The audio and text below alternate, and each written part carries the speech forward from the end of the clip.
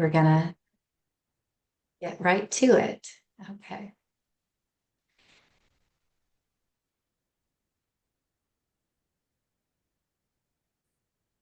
So thank you for being here today.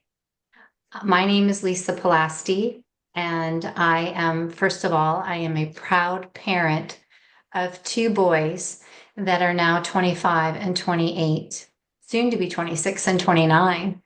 And I began doing RDI with them when they were about 5 and 8.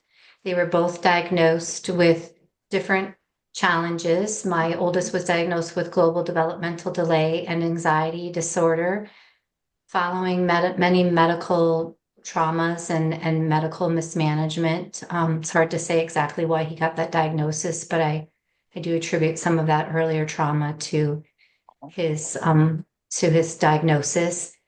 As well, my youngest son was diagnosed with autism when he was 2.5.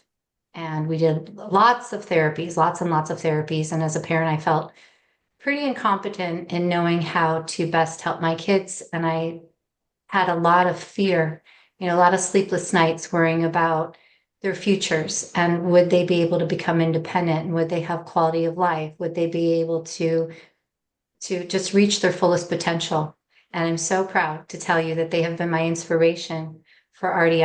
I've had the great benefit of it's been about 21 years now of seeing what the results, the benefits of RDI are on my own children, and of course the many, many families that I've served and supported over the years, as well as because I'm the director, I'll lead into that. I'm the director for professional training in Canada, and I have the good fortune of being able to see how other RDI consultants and to mentor them and to guide them, but to see how they can truly make a difference in their clients' lives as well. And I've been a certified RDI consultant since 2005. I began my training in 2004, soon after, about 5-6 months after I had started RDI with a consultant. So today I want to talk with you about how parents can help guide growth seeking for their children. And we can also refer to this as intrinsic motivation. And this is something that I think most parents, all parents would want for their kids, is for their kids to want to grow, to want to learn, to explore their worlds, to learn new ways of relating to themselves and to others. And so I'm really excited to be able to share this with you today. I have lots of video examples, so I feel that video is worth 1,000 words. And I'm excited to share that progress with you as well. And so in RDI, we are focusing on giving children the tools for growth so that their personalities shine through. And I think that's important because we aren't trying to change children. We appreciate each and every person's unique neurodiversity. And at the same time, there is the opportunity to grow neural integration so that individuals can function more effectively in the world. When I was asked, RDI is the cutting edge and it's been evolving over the years, and in the best ways possible. We've learned from neuroscience, we've learned from the families that we work with.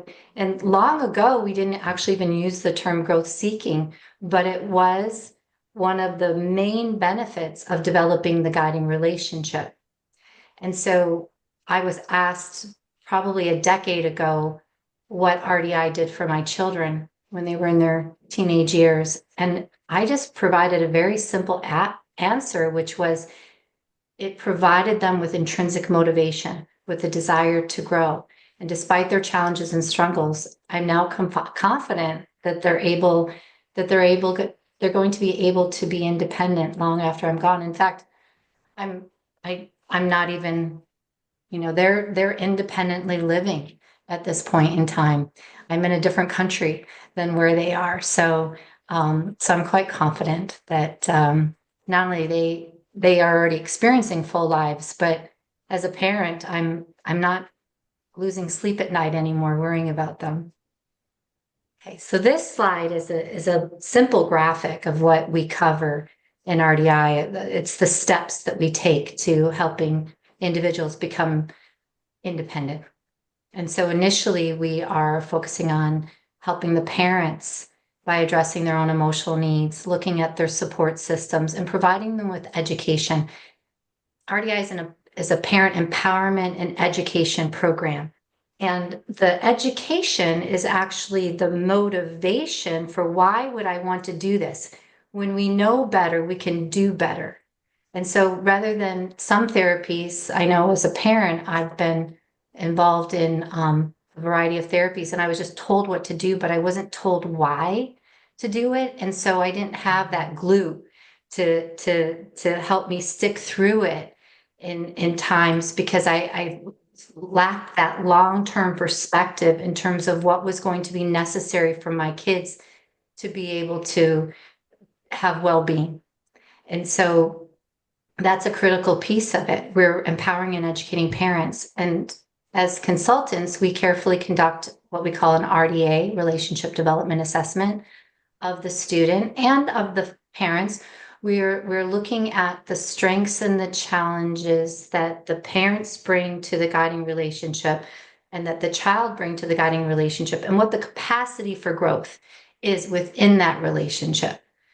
And so that's the first step. And then engagement, this is where parents learn how to build their students' motivation, their child's motivation to engage in order to create experiences of joint engagement and shared enjoyment. And so they're starting to develop positive episodic memories of co-participating in meaningful everyday experiences. Parents learn how to plan their engagements, thinking about what the consultant has prescribed as priorities at that developmental stage of their child to help lay the solid foundations for growth. And that's very important because you could have a very low needs or high functioning 12-year-old boy, but he's having trouble relating to his peers.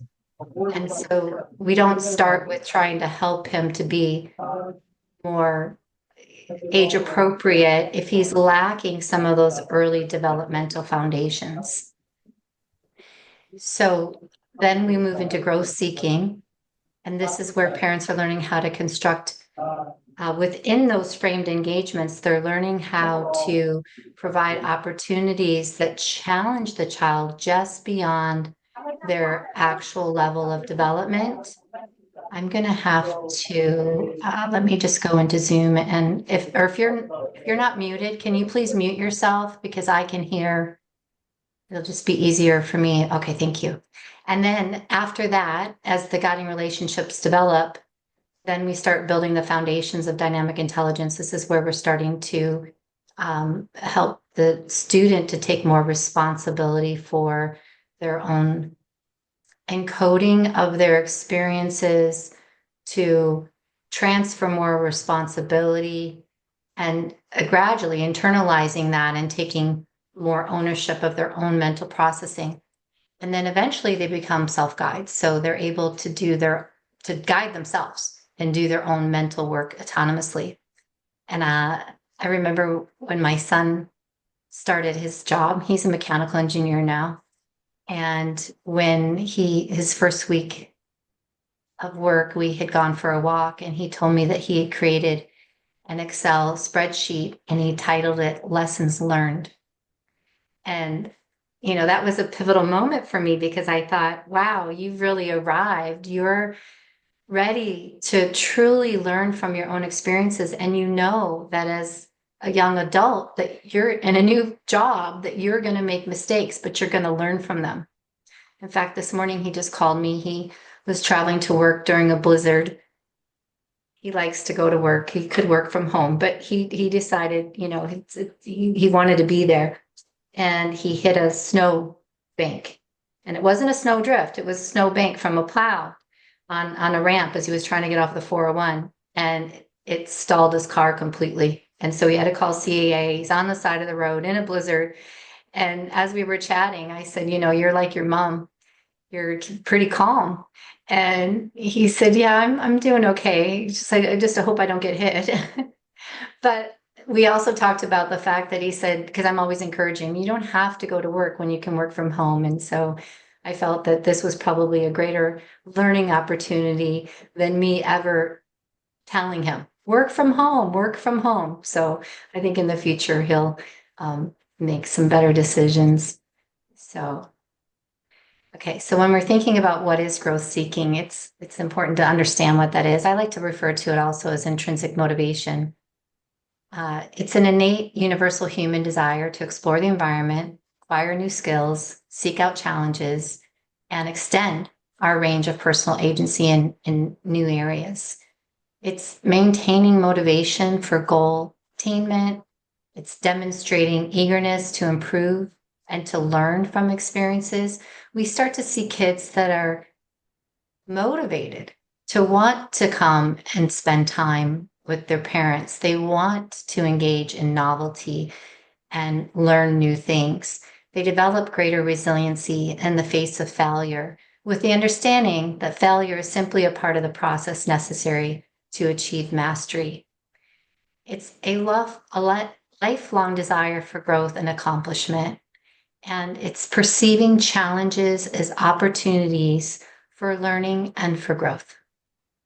And so in guiding growth seeking, first we're looking at establishing the guiding relationship. And parents have the ability, the great ability to influence their child's minds. They can become architects of their child's brains. I remember years ago, I was in a conference with Dr. Norman Deutsch, and he is one of the leading neuroscientists or he's a doctor. I can't remember what type exactly, but he's written a few books, and one of them that you might have heard of before is The Brain That Changes Itself. And the very first thing that he said in this 4-day conference, which was very well done, was the brain changes as a result of relationships and experiences. And I was in the audience doing, a big fist bump, because that's what RDI is all about. It's using everyday real world experiences to help build neural integration in the child's mind. And this guiding relationship is something that Barbara Rogoff studied extensively in her and wrote about her study in the book Apprenticeship in Thinking. And she went across the world and studied various cultures and noted that all children develop as a result of their guiding experiences, their relationships with their parents. And it occurs in everyday real world opportunities.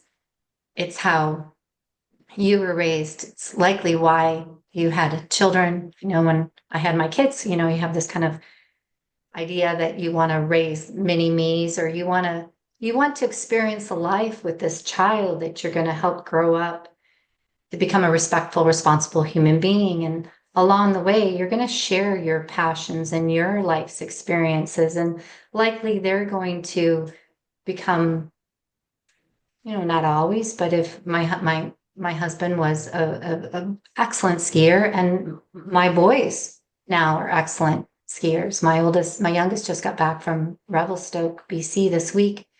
And my oldest son is a ski instructor. My youngest son loves to cook. I love to cook. Many other, I like to fish. They like to fish. I like to play basketball. My kids play basketball. Those are the types of things that we can share with our kids. And individuals with autism should be afforded the same possibilities. And I think that that's so amazing for families to be able to share in that with their kids. I had a client one time who had done just a remarkable job in RDI, and we were looking how we could expand their experiences. And I invited the mom to think about any childhood passions or interests that she had had that maybe she had forgotten that she might want to pick up again. And she recalled playing the piano. And so the next thing you know, she and her son are sharing in piano lessons. He wouldn't have been able to sustain attention for an hour's length of time, and not necessarily even a half an hour, but we thought it would be a good fit if whatever his capacity was to learn piano, that he could start and then she could, take over the lesson. And it was about, I don't know, 6 or 9 months later that she actually sent me a video of a recital where the son had played for an audience. And it was really cute because he did this unrehearsed little bow. I don't know if you can see me, but he kind of waved his hand in front of himself and bowed after he was done. It was very cute, but what a joy it was for mom to be able to experience that with her son. And so guides, with the help of the consultant, they determine the challenges to development.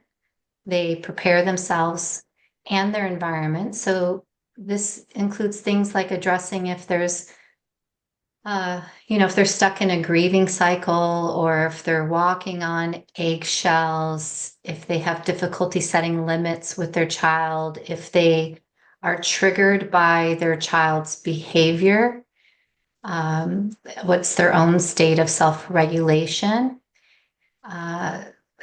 learning to think about if they're product focused or process orientated. In RDI, we focus on the process of learning and growth. With respect to the environment, we're looking at if the environment in the home or at school is chaotic, if the expectations are too high or too low, if the child is overscheduled, because when the brain is stressed, it cannot learn. The amygdala gets hijacked. The parents are learning how to modify their communication styles. They learn how to use real world experiences while co-regulating or co-participating with their child. And so that's where they each have a role that is dependent on one another. And parents learn how to provide the appropriate scaffolding for their children, so that sometimes they might do a little bit more of the work and assume the child's role, and other times they learn to step back as they're giving their child greater agency. They're learning how to frame their engagements, and this is basically how they plan them, how they structure them, how they set them up, how they frame in what's most important to pay attention to, and that's what's central, and then framing out what's not important. So parents really learn how to spotlight the goal beneath the goal. So the surface level goal may be that everyday real world experience, like doing laundry, but the underlying goal may be co-regulating while tossing the child laundry and the child tosses it into the machine, or social referencing while they're sorting laundry, so that the parent is helping the child learn that when faced with uncertainty, they can reference their parent to figure out what to do. Which pile does the laundry go in? They are integrating these developmental foundations into everyday living. And so parents, as they spend time framing and planning and executing their engagements with their child, they're at the same time becoming very mindful about what that goal is, and it starts to become integrated in their brains. Then they're able to seize everyday opportunities to integrate that goal into everyday living. And when they do that, they're giving their kids the opportunity to build that neural integration or that developmental foundation in a more fluid way. They're learning how to modify their communication and adjust their pacing to support their child. And they're learning how to help their child to encode meaningful memories. And that the meaningful memories are the things that really drive motivation. So when the child has a lot of positive memories around how they are experiencing themselves through the relationship with the parent, they're developing feelings of growth, feelings of their own agency and autonomy. That feels really good to them, and they start to realize that it's happening when I spend time with my parent. I had one parent that came to me and for a session with their child, and they'd only been maybe twice before. So it was probably about the third visit. And upon arrival, the mom was really dumbfounded. And she said to me, I am shocked. When I told my child that he was coming here today, he was so excited. She had never seen that from him before. And she said, he loves you. And I said, let's be clear. He doesn't even know me. But what he loves is how he feels when he's with me. So I love that story because it really is so true. Parents learn how to add a one step ahead challenge. That's a manageable challenge so that it's manageable. So it's one step ahead. But as consultants, we're also providing that one step ahead for the parents too. We want to make sure that we're not overwhelming them, that we're giving them goals that they can do, that are achievable, and we collaborate with them. I often ask my clients, do you think you can do this, or is this enough information? Do you need more clarity? Do you want another goal? Are you ready for another goal? Because sometimes I like this analogy too of the plate spinner. Imagine a plate spinner, he's got 9 plates up. Well, he doesn't get all up at once. He gets one going and it's steady, and then he gets the second one going and it's steady. It's kind of like that with RDI parenting, where you take on a new concept, you learn about it, you are mindful about it, you integrate it, and now you're ready for another one. And so by the time that plate spinner gets to about 4 or 5 plates, he's still referencing back the first plate to make sure it's still going. So this is where it's really important, because we want the parents to integrate, and they will. They will. If they spend enough time, sometimes it's just a matter of a couple weeks, integrating a goal, practicing it, then practicing mindfully the goal, then they begin to integrate it, and then they can take it with them to the grocery store, or to the library, or family reunions. And eventually they start transferring more responsibility to the child, so that the child can take greater responsibility to repair and maintain the relationships. And when we have these foundations in place, now we're setting the stage for dynamic intelligence development, which is probably another topic for another webinar. But it's quickly, dynamic intelligence is, I like to call it street smarts versus book smarts. It's learning how to adapt to an ever-changing, complex, uncertain, emotionally charged, often cognitively complex world. And so that's the world that we're living in today. And we want to be able to make sure that we're giving our loved ones the mental tools and habits to be able to navigate the world that we live in. And so when this guiding relationship doesn't develop, then children perceive the world as pervasively threatening. They may be stuck in fight, flight, or fright, or fight. Their innate drive for discovery and challenge is buried because they are trying to maintain stability. They are trying to avoid that which they don't understand. And they don't develop this sense of who they are and their own agency, how they can influence the world. And that's what also drives growth seeking. They avoid uncertainty and problems. They have a low threshold for challenging situations. This is often where we see the behavior come up from kids that is sometimes confusing. And rather than get stuck on focusing on trying to extinguish the behavior, it's better to understand, how can we help this child to become mentally engaged and motivated to co-participate or to learn about the world. And so because of all of those reasons, then neural integration is reduced due to lack of challenges. And so we know that in order for the brain to develop, challenges must occur. The brain wants to function on the path of least resistance. It's like thinking about a pathway through a forest. That pathway gets traveled more and more, and the path gets deeper and wider and more ingrained. And as parents, we can think about, well, let's go off the beaten path a little bit. Let's let's explore the world and think about new ways to relate and understand it. And so maybe you've heard that phrase before, neurons that fire together, wire together. Well, there's a Dr. Daniel Siegel, who I follow and love. He actually has got a spin on that, that, that saying. And he says, where attention goes, neurons flow and neural integration grows.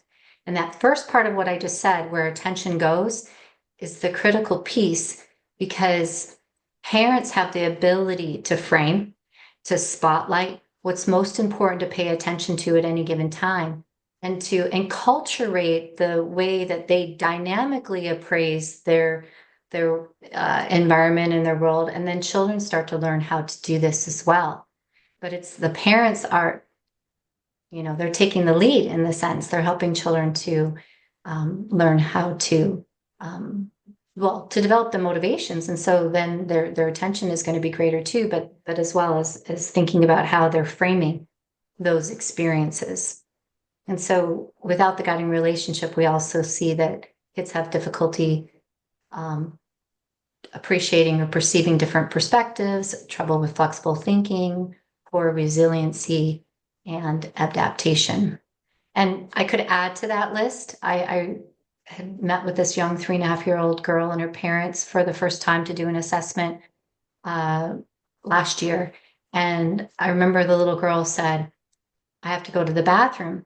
And in my workspace, it's fairly large. So I said, oh, I can show you. That was the first spotlight. I have the ability to help guide you to find the bathroom. Well, she never socially referenced me. And I didn't say, oh, it's around the stairwell and to the left, and then the second door on the left, because she's 3.5. She's not going to know that anyway. But what I noted was that she did not know that she could borrow my perspective, or that she could shift gaze to me to reference where the bathroom was. And I was continuing to try to gesture and gaze in the direction of where we needed to move. I was slowly moving beside her, and she never once shifted to me. And I thought, bless your heart, you're only 3.5 years old, and you are trying to, you think you have to figure everything out in the world.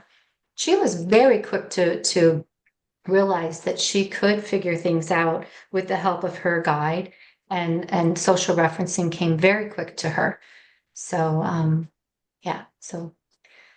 so what does growth seeking look like? The lack of the guiding relationship. It can look like disengagement, avoidance, resistance, low motivations, poor resiliency, control, sabotage, difficulty appraising what's most important to pay attention to, attention maintenance. Attention is fueled by motivations. There's a direct link between what we feel competent in and our sense of self and our ability to pursue interest. It's by sustaining our attentions. So it's really important to think about motivations fuel attention. So again, we're looking through the guiding relationship to build the motivations. Difficulty with self-regulation, and learning can feel forced, and parents are often reliant on rewards or punishment rewards. You can't have any more screen time unless you do whatever, or I will give you more screen time if you do whatever. And really, that's could be a whole nother topic for another webinar too. But when we use external rewards, we are taking away from the child's own sense of agency and autonomy, because we're waving this carrot over their heads. You can only get that you want if you do this. So this, engagement becomes the obstacle to the child getting the reward. So it actually can be very counterproductive for the child. Okay. And I'd like to also add that resistance should be expected, and it should be normal, because it should be expected, because when children initially demonstrate this resistance, they're not rejecting apprenticeship, since they have no idea what it feels like to be an apprentice. They are pervasively responding to uncertainty with avoidance and control. They don't know what they're missing out. They have no idea that they can use your mind to bridge those moments between the known and unknown, like the little girl I just described, until they're able to do it for themselves. So once she learned she could socially reference, then she wasn't resistant anymore to learning from her parents. I mean, there was other developmental foundations that we worked on as well. But I'd like to encourage you all to think about times when you were growing up and when you might have apprenticed to somebody. I can remember baking with my grandmother and my great-grandmother and learning how to make biscuits, because my great-grandmother was a Southern woman. And I was only 4 or 5 years old, and I can remember doing these things. So we all have moments where it's, I think, helpful to think back to times when we were apprentices. And as guides, though, to our autistic loved ones, we need to initially be insensitive, selectively insensitive to the child's defense actions. I always think about the things like control or resistance or avoidance or passivity as a coping mechanism, in a sense, to try to avoid the dynamic world that we live in. Okay.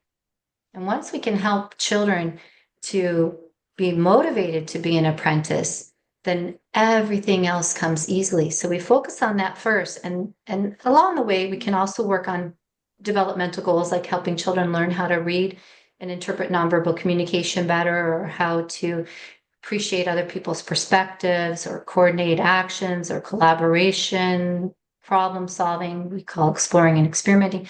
All of those other goals just become easy when we have the guiding relationship in place. So it's important to have foundations before skills.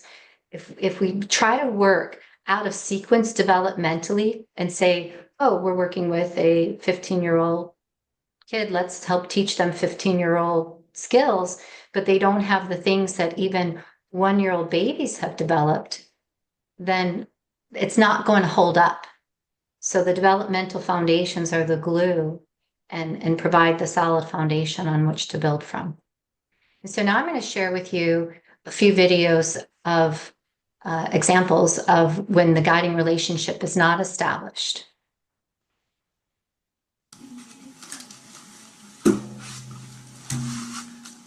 So this dad is basically bonking his child on the head because he's trying to get her attention. And this is during a initial assessment of the guiding relationship. Her body orientation is away from him. What's this? He keeps calling her name. Okay. Asking her questions. Let's What play. is this? Let's play this, Katie. You move it. Here. Let's play catch. Katie? Let's play catch. What? You move it. You throw it to me. Throw it to me, Katie.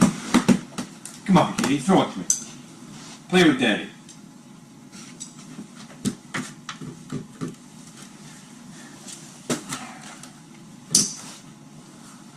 He just doesn't know what to do. She doesn't know what's most important. She's distracted by all the elements in the room. Katie. Here. Katie. Katie. Hey. Whoop. Throw it to Daddy. Katie. Becoming directive. She's ignoring him. Sorry, I just chuckled because I remembered she didn't communicate until she was 4.5, and she's about 3.5 here. And I actually suggested that she go to see a speech and language pathologist to make sure that she wouldn't need some kind of augmentative communication device, because I said, while she's not motivated to communicate now, she will be. And we want to make sure that we give her a means to do so. And the speech pathologist came back with a diagnosis of apraxia. She took about 5 months to provide that diagnosis. And then it was about 5 months later that Katie was speaking in 3-word sentences at 4.5. And it was kind of, I'm chuckling because dad's, you can see he was a bit older when he had her.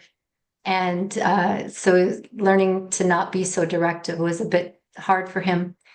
And so one day he came home and he said to her, Katie, tell Daddy hi. And she looked at him and kind of walked away. And then over her shoulder, she said, I love you, Daddy. And I know her to this day. She's probably 22, 23 years old. And she's a pretty strong personality. So knowing her the way that I do, she was probably thinking, don't tell me what to say. I'll say what I want to say. Anyway, in this clip, I'll just show you a little bit of it. Wait, sorry. Next clip. We see him become a little bit more frantic, more invasive, more demanding. They're more disconnected.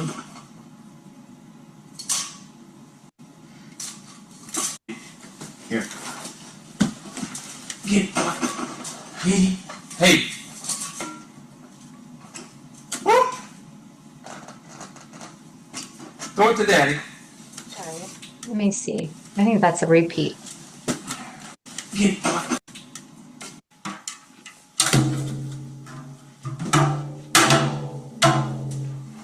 He bops her on the head. He bopped her on the head he sighs heavily. He doesn't know what to do. Sorry about that video, folks. Okay. But anyway, you get the sense of that. Now I'm going to show you a teenage boy. And this demonstrates the lack of his resiliency and his resistance when he feels like he may fail. And therefore he creates static systems. I don't want to help you. What do you think we should use? Maybe tape? Yes. Okay, can you get some tape? No, no, no. Oh, no, no, no. Oh, no, no, no. Yes. Yes. Yes, come here. He knows the demand is going to be there. He knows that his father is going to say, come over here and do this. Can I go? Now? So he creates static systems out of trying to get away I think. and then No, that's okay. Just kind of. having his father, You don't have to roll it all back. he's expecting that his father will say, come back. A rectangle. I don't want it. Tape those together. I can't. You can go lengthwise if you want. Yes. Yes, please. No, no, no. He's getting ready to go. No, no, no. Okay. Oh, no, no, no. I don't want to help. I'm busy. I need help. I need help. I need help to come here. Why do we need houses? I can't come here. People need to live in houses? I can't come here. Yes, you can. He's trying to create a static system by resisting and have his father say, yes, you can. I can't come here. His father's actually doing a good job resisting that. Are you angry? No. Are you waiting for me to come here? Come here. Okay. So you can see the resistance. Okay, so parents create trust through providing their children with opportunities to engage with their agency and autonomy in manageable ways. And dynamic growth depends on child's desire to actively engage with personal challenge. And we could see in that last video that he was resistant to that.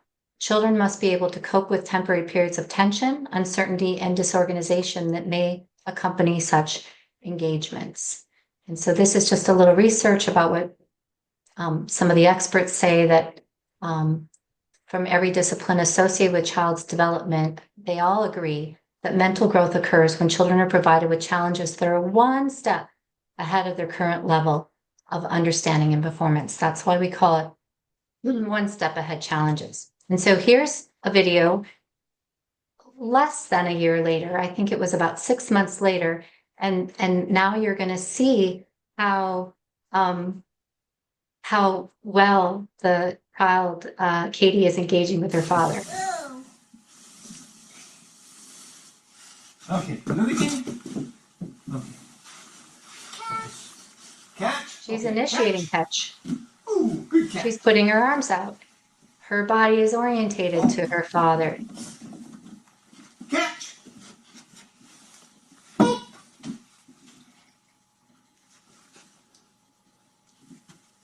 Good catching. Good catching.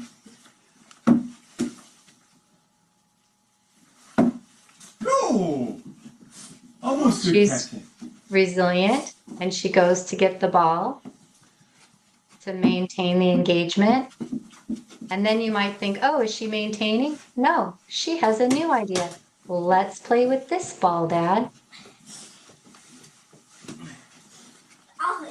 Boom. And now she's initiating a game. This was really funny to me because Boom. he was invasively bopping her on the head before, Boom. but now they have a mutual game that they both understand called boom. Yeah. Here you go. She referenced her father ever so Go slightly together. in that moment. That was pretty cool. Watch that. Oh, she referenced Dad. Ooh, how should I think about that? I just hit the drop ceiling with the ball. Anyway, she referenced him so briefly, but it was enough to know, oh, that's not a big deal. Okay, let's move on to the next. So now this was just a little bit later where we actually created a very simple regulatory pattern. We call it a framework. We planned it, so it was framed, but a framework provides this knowing about for a child. It provides this underlying co-regulatory pattern on which we can add challenges. Rather than come up with 100 different activities, RDI is really about creating frameworks on which we can more quickly add in manageable challenges to stretch the child because they already have sense making. They already understand it. So they are available and ready for learning. And then we add in that little extra piece. So let's watch this video. It's a very simple framework Okay. What? of exploring the different ways to send the ball to each other. She's very resilient when she doesn't catch it. In fact, she even laughs. Whoop. Oops. One more time. Here we go. Woo. Ooh. Ooh. And now she's going to repair and she goes to get the ball. She's like, enough of that. Yourself. Good girl. And now she's thinking about how she's going to throw it, which was different than her dad. How about just kind of sweeping the ball this way a little bit? Okay. Oh.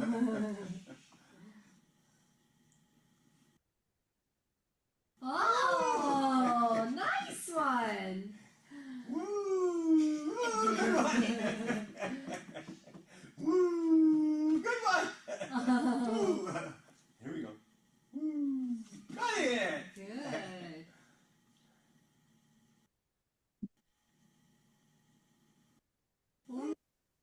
So that moment, those moments when you see children pause like that, they are mentally engaging. She was thinking. She was thinking about how she wanted to pass that ball.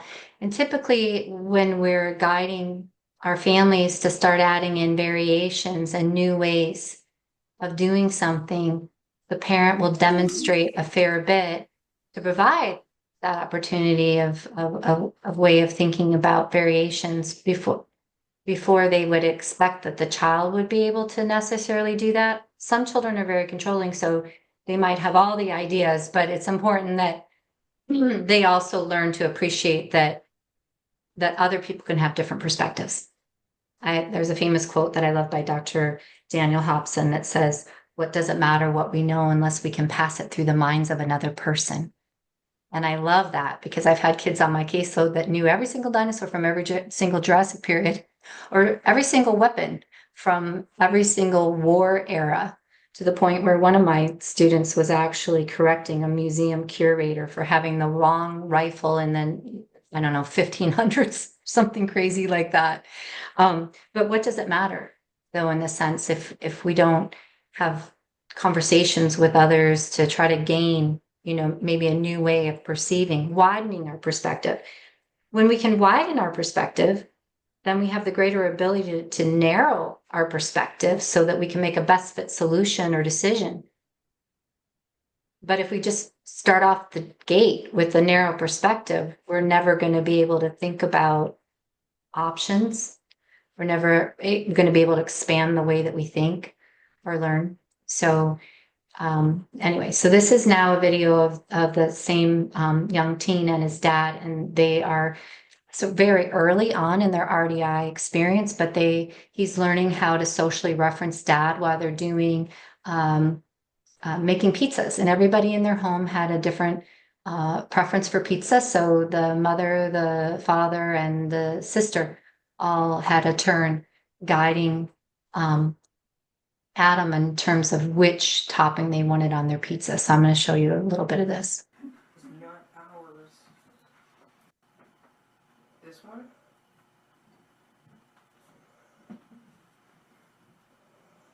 So dad narrows in his gaze so that This?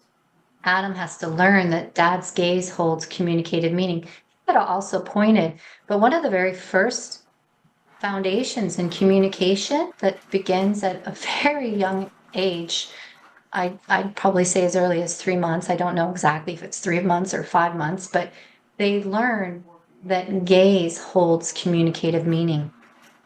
So that's why we don't teach eye contact in RDI, but we give children a reason to look.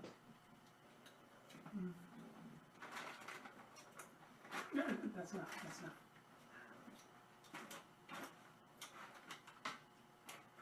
Red.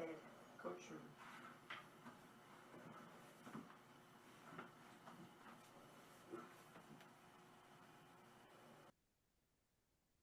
Basil. So in those last few moments there, what we see is Adam is doing an ongoing monitoring to make sure that what his dad is communicating is understood. So it wasn't just a one-out reference and an assumption that, oh, you mean this one. It was more, is this what you mean? And that's what we have to do when we're communicating with others, is we have to continually monitor them to make sure that understanding has been achieved. Okay, this is mom's mindset in this video. This young man is making breakfast on his own, so she is transferring more responsibility to him to do so. A lot of these videos are clipped just for the purpose of sharing here. So this was a much longer video. But her whole mindset in this video was to stop overcompensating for him and to give him more responsibility. They had already practiced a lot of co-participation and co-regulation, which I knew was going to be really critical for this family, because he was 14 when we began, and they were starting to think about him growing up Is it loose? and becoming an adult, and they wanted him to gain greater independence. But I knew that he couldn't gain greater independence unless he first developed a growth-seeking mindset, and that had to happen through the guiding relationship. Try it from a couple angles. Help. He's there to support him as a facilitator. It's a fold over. I remember the first time I asked her to do this, and I watched the video back, I could see numerous times where she's stopping herself from being directive. Yes, fellow. Looks like your toast is up. I'm just going to fast forward to the last bit here, which I love. Hey, can we see your breakfast? Here, show the camera your breakfast. Lisa. Okay, back up just a little Lisa's bit. my buddy. I like to share that simply because I always have great relationships with the families and the kids that I work with. Their experiences in doing RDI are very positive. So as RDI consultants, we are rarely dealing with, well, initially, yes, some resistance, but there's a mutual respect and understanding and the proper affordances that are given to the individuals that just promotes positive relationships. Okay, so all brains, including those of people with developmental disabilities, can adapt and learn to function in a normal, well, I always say what's normal. Normal is setting on the dryer, but but anyway, the adapting and the learning is important because the brain is capable of adapting to any challenge. It just needs the right guidance. And however, the brain will only grow and adapt if challenged to do so. And so it's important that we're helping families learn what is optimal in terms of that intent, in terms of that challenge, and walking on eggshells or trying to create this environment that is static, that never changes, is, you know, a very rigid schedule. It is not helping our kids to ultimately learn how to adapt in the world. And so it's the idea of having too low expectation or too high of an expectation. So this, I'm just going to show you a little few segments of this, thinking about the time, but this is a video of that young girl that I showed you earlier. And what I like about this is how much novelty is happening. At this goal that I was working on with her at this time, we'd already been working on coordinating actions for some time, but now it's coming more rapidly without pre-calling what's to come, and with unpredictable change. And you're going to see her adapt beautifully.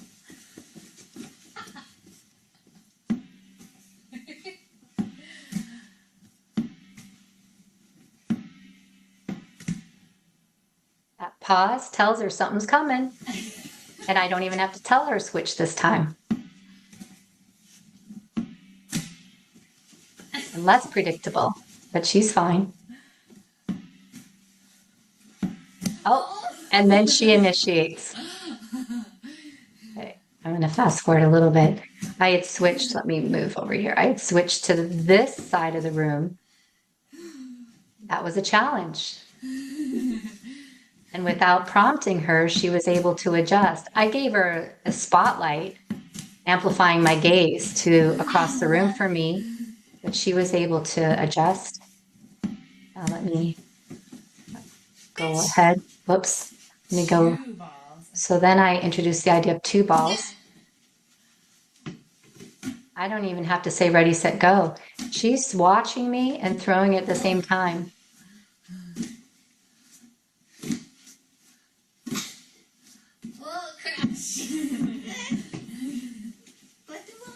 And then she adjusts. When the balls crash into each other, what happens? It's just funny.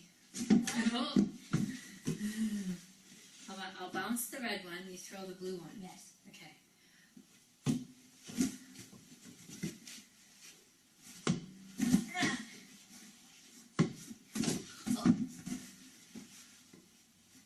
Oh, oops.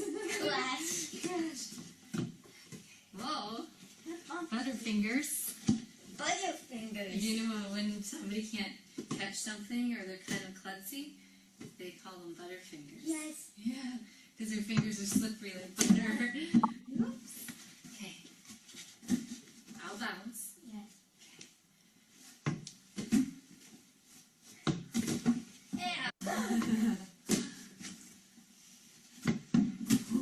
You get the idea. We had many other variations besides those. This was beautiful. I'd gone into this little girl's school. She had had a difficult year the prior year. The school was one of the only school boards that wouldn't allow me to come in and observe to try to help to troubleshoot what was going on. And so the family, we had never seen behavior like what was reported from school with her before. Anyway, they had switched schools. And so I decided to go into the new school really soon. Usually I would let a child get settled in before I would go in and do an observation, but we wanted to make sure that we were starting off right. And this EA was absolutely 100% amazing. She started off the day without my guidance at all, knowing that she needed to connect with this little girl. And unbeknownst to this EA, we had been working on coordinating actions with Katie for probably a good year prior to this. And so what you're going to see is her ability to really generalize, her ability to maintain states of coordination and to adapt with her untrained guide.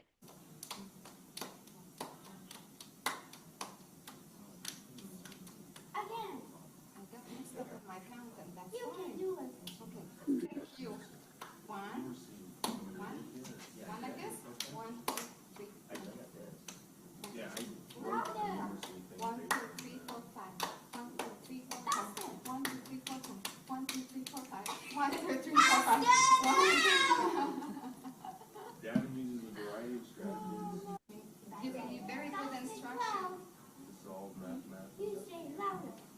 When she started this school, I believe it was fourth grade, and she was functioning at grade 1 or kindergarten level work. And by the time, this was a great school, by the time she got to sixth grade, she was functioning at grade 6 work. So she had caught up about 4 years in about 2 years' time. Okay, so this is a video of Adam, who is now, I've given the responsibility for him to make something on his own. And it was the first time ever. Initially, I actually wanted to see how he used self-talk when engaged in a task. But it was an amazing experience, because hopefully you'll be able to hear the sound. He's struggling with the idea that he's doing it by himself. He's saying, do it by yourself, too busy. Chefs can do it without moms. And he's really taking this all in while continually engaged in the task.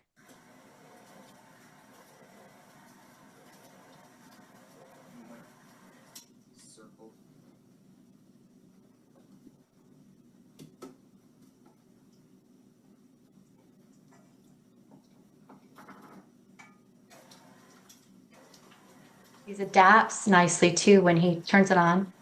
Too fast at first, then he slows it down.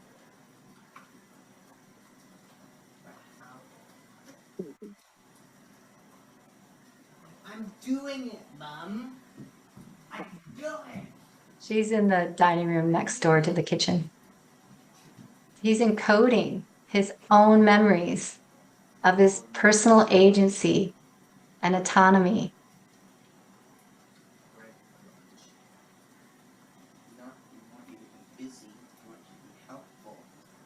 So he's talking about how his mom was busy and he has to be helpful. And he'll say things like, chefs can do it without moms. Chefs can do it without Mom. Without you. I did it.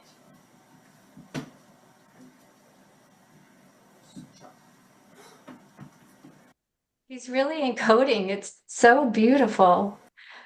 Okay, so this is one of the last slides here. It's an interview that I did with a client of mine. By the parent learning how to adjust their activities with their child and give them that competent role and continually raising the bar so that they can challenge them in manageable ways, the children start to develop a greater sense of competency, and competency can be pretty motivating. I often invite people to think about what they're competent at and how motivated they are to do that. I've been competent before at running, so I'm not right now, but in those times that I was, I would love, I would look forward to running, and that might not be something that my neighbor, would want to do, but that competency definitely breeds the motivation. And with that said, children start to develop a sense of who they are and how they fit in the world. And so it's through the relationship that we help the children start to develop a sense of self. So it's not just the child does something, reward happens. There's also something very subtle that's happening. Like you said, the trust, I believe in you. I believe that you're capable, and stretching just a little bit by little bit each time. And the child starts to feel like, I feel good when I'm with you. Can I just add something? Please do. I guess when you asked me the question, what led me to shift strategies, another piece of it was just this question that wouldn't let go of me. Why does a typical 2-year-old want to do things with their parents? They're not getting offered Smarties. What is it that's different? Is that permanently different? And I wanted that so badly, to have that intrinsic motivation for him, and believed, I guess, or hoped that it was possible, because I believe it's part of being human. Yeah, Right. and so I'm not sure how to describe how the activities, I guess if we're describing baking or something, the activity itself might sound different, but it feels completely different to any person to be offered a reward to come do something versus just actually really wanting to, because I'm so curious and fired up and I believe I can do it and get better. And I think that's a huge difference in terms of how a person or a child lives one's life.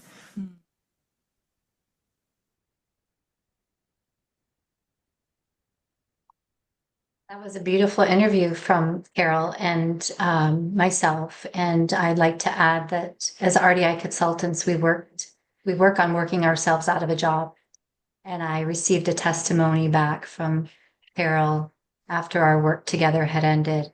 And I have we're still connected and I follow her on Facebook, but I can see that her child has continued to grow in beautiful ways, has wonderful, strong peer relationship, is a participating member of his community and his school.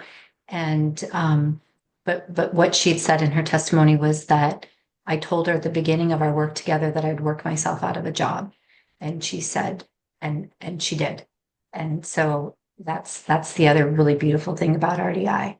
So at the heart of what we're doing is this unwavering belief that growth is possible in the life of individuals with autism. And so I'm going to stop the share. I appreciate you all being here, and I'm open to any questions that you might have or any thoughts you might have as a result of watching this webinar.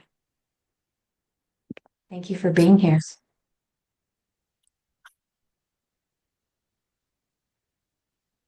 I would like to ask a question. The example